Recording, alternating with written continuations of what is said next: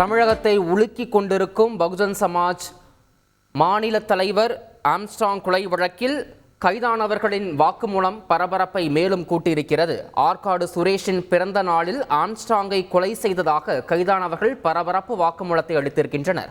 கூடுதல் விவரங்களோடு இணையலாம் எமது செய்தியாளர் சாலமன் இணைகிறார். சாலமன், தற்போது கைது செய்யப்பட்டவர்களுடைய வாக்குமூலம் என்னவாக இருக்கிறது? குறிப்பா ஆற்காடு சுரேஷின் தம்பியான ஆற்காடு பாலு என்ன வாக்குமூலம் அளித்திருக்கிறார்? முழு விவரம் சாலமன். பகுஜன் சமாஜ் கட்சியின் மாநில தலைவரான ஆம்ஸ்ட்ராங்கை நேற்று அவரது வீட்டருகே வெற்று பெரம்பூர்ல 8 பேர் கொண்ட மர்ம கும்பல் வெட்டி சாய்த்தது. இந்த சம்பவம் தொடர்பாக மொத்தம் 10 தனிப்படைகள் அமைக்கப்பட்டு இந்த வழக்கில் தொடர்புடைய 8 நபர்களை போலீசார் இதுவரை கைது செய்து தீவிரமாக விசாரணை மேற்கொண்டு வருகின்றனர்.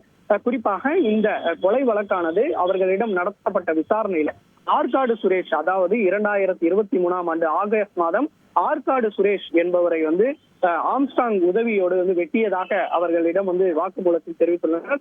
அதன் அடிப்படையிலேயே ஆற்காடு சுரேஷின் பிறந்த நாள் அல்லது அவரது ஓராண்டு நினைவு நாளுக்குள் இதற்கு காரணமாக இருந்த ஆற்காடு சுரேஷ் கொலைக்கு காரணமாக இருந்த ஆம்ஸ்ட்ராங்கை கொலை செய்ய வேண்டும் என அவரது சகோதரர் திட்டமிட்டிருந்ததாக கூறப்படுகிறது.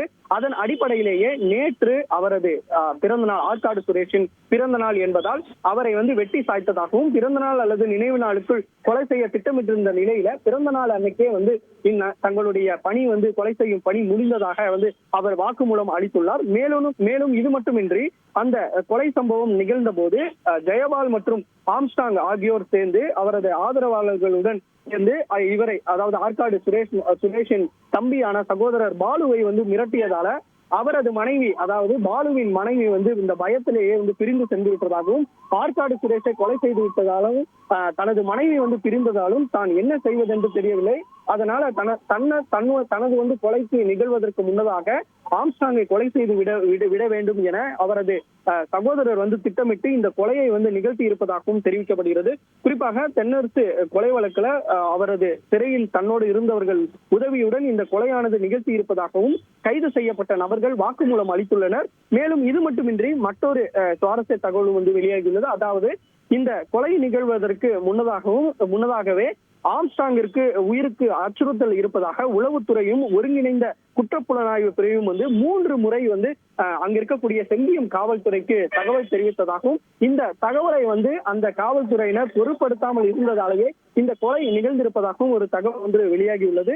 மேலும் இதை பொருட்படுத்தாமல் இருந்ததால் கடந்த சில நாட்களாகவே தொடர்ச்சியாக ஆம்ஸ்ட்ராங்கின் நடமாட்டம் குறித்து அந்த கொலை செய்யும் கும்பல் தீவிரமாக கண்காணித்து வந்ததாகவும் எப்போதுமே ஆதரவாளர்களோடு இருக்கக்கூடிய ஆம்ஸ்ட்ராங் எப்போது தனியாக இருப்பார், எப்போது கட்சி ரீதியாக பேச போவார் என்பது தொடர்பாக முழுவதுமாக விசாரணை செய்து தற்போது அந்த அடிப்படையிலேயே நேற்று கண்காணித்து உணவு டெலிவரி செய்யும் ஊழியர்கள் போல மாறு இடத்தில் இவரை கொலை செய்திருப்பதாகவும் ஒரு தகவல் வெளியாகியுள்ளது. தொடர்ச்சியாக இந்த சம்பவம் தொடர்பாக உயரதிகாரிகள் தனி இடத்தில் வைத்து 8 நபர்களையும் தீவிரமாக விசாரணை மேற்கொண்டு வருகின்றனர். இந்த கொலைக்கு கூடுதலாக இருந்தவர் கூலிப்படையினரா, அவரோடு பாலுவுடன் சேர்ந்து கொலை செய்தது யார் என்பது தொடர்பாக தீவிரமாக விசாரணை மேற்கொண்டு வருகின்றனர். தகவல்களுக்கு நன்றி சாலமன். ஆற்காடு சுரேஷின் பிறந்த நாளில் பழிக்கு பழியாக திட்டமிட்ட ஆம்ஸ்ட்ராங்கை கொலை செய்ததாக கைதானவர்கள் பரபரப்பு வாக்குமூலம் அளித்திருக்கின்றனர். இந்த வாக்குமூலம் இந்த விவகாரத்தில் பரபரப்பை மேலும் கூட்டியிருக்கிறது. இது தொடர்பான ஒரு அண்மை செய்தியினை பார்த்து வருகிறோம். செய்திகளை உடனுக்குடன் தெரிந்து கொள்ள உடனே சப்ஸ்கிரைப் பண்ணுங்க.